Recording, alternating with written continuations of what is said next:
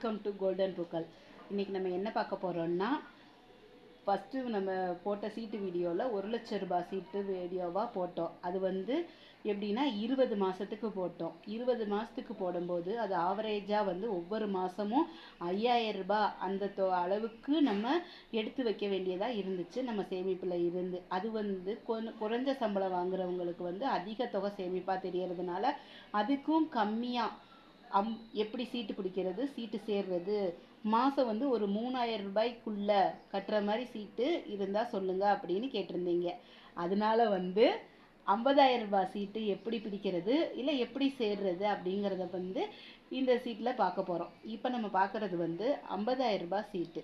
50,000 ரூபாய் சீட்டுங்கிறது ஒரு 15 மாதத்துக்குள்ளே கட்டி முடிச்சுக்கலாம். அதே சமயம் ஒவ்வொரு மாதமும் நம்ம சேமிப்பு தொகை ஒரு 3,000 ரூபாய் அளவில் இருந்தால் கூட போதும். 3,000த்துக்கு குறைச்சி 2வது மாதம் மட்டும் கைப்பிடி சீட்டுங்கிறதுனால தொகை அதிகமாக வரும். மற்ற 10 மாதங்களுமே 3,000 ரூபாய்க்குள்ளே தான் அமையும். அடுத்து 10 மாதத்துக்கு அப்புறம் 11வது மாதத்துலேருந்து மட்டும்தான் 3,000த்துக்கு மேலே கொடுக்க வேண்டியது வர்றதுனால இந்த சீட்டு கம்மியான வருமானத்துலேயும் அதிக ஒரு சீட்டு சேர்றதுக்கு ஒரு வாய்ப்பாக இந்த சீட்டை இருக்கும். அதே போல் ஒவ்வொரு மாதமும் கிடைக்கிற தொகை எவ்வளோ, நம்ம கட்டுற தொகை எவ்வளவு, கிடைக்கிற தொகை எவ்வளவுங்கிறது இதில் தெளிவாக எழுதியிருக்கிறேன். அப்படிங்கும்போது நம்ம கட்டிக்கலாம். இப்போ சீட்டு பிடிக்கிறவங்களுக்கு இதில் என்ன லாபம்னா, 15 மாதமும் கட்ட வேண்டியவங்க கட்டுற மொத்த தொகை 43,940. 15 மாதத்துக்கு 43,940 ரூபா போல் 15 மாதத்துக்கும் 6,58,950 ரூபா நம்ம கட்டுற தொகையாக அமையும். 15 மாதத்துக்கும் கிடைக்கிற மொத்த தொகை எவ்வளவுன்னு பார்த்தா 6,23,900 ரூபா.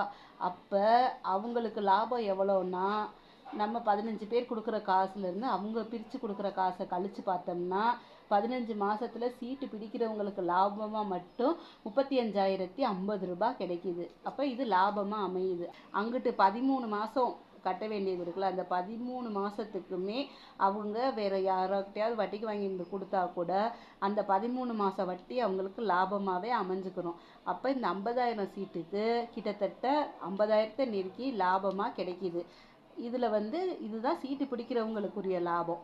நமக்கு சீட்டு சேர்றவங்களுக்கு என்ன லாபம்னா, நம்ம அதை சீட்டை எடுத்து ஒரு கடன் அடைச்சிக்கலாம், இல்லைன்னா ஒரு பொருள் வாங்கிக்கலாம். அதுதான் சீட்டு சேர்றவங்களுக்கு லாபம்.